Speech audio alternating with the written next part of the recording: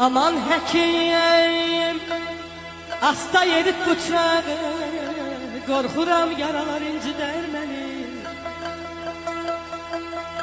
Hələ bar verməmiş könlümün bağı, yaralar saraldar soldurar məni.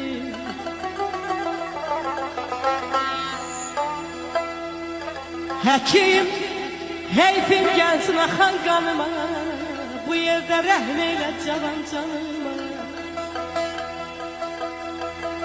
Uzaqdayam, gələn olmaz yanıma, bıçaqlar ərilər soldurar məni.